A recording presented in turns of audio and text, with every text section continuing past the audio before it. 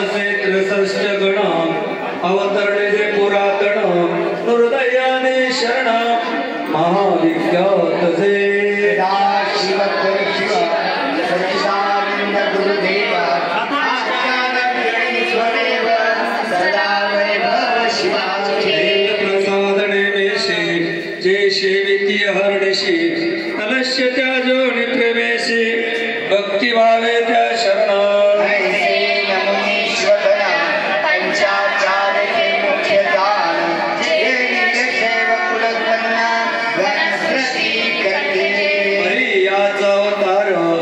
चतुर्युगात साचार